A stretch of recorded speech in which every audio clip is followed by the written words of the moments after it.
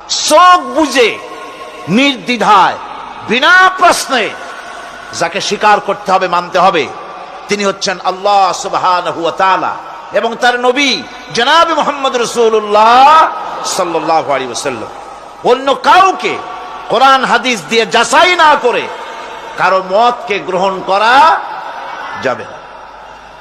সুতরাং আল্লাহ পাক যে বলছেন যে শয়তানের ইবাদত করতে তোমাদেরকে নিষেধ করেছি, তার অর্থটা কি?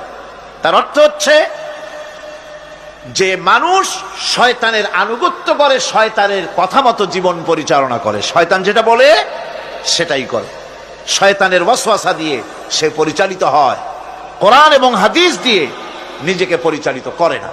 এটাই হলো শয়তানের আনুগত্য করা। কিয়ামতের দিন আল্লাহ রাব্বুল আলামিন বলবেন উহশুরুল্লাযীনা যালামু وأزواجهم وما كانوا يعبدون من دون الله فاهدوهم إلى صراط الجحيم। আল্লাহ রাব্বুল আলামিন কিয়ামতের দিন তিনি বলবেন যারা নাকি সেই সমস্ত শয়তান এবং তার অনুসারী যারা নাকি আমাকে বাদ দিয়ে যারা অন্যদের ইবাদত করত, সেই ইবাদত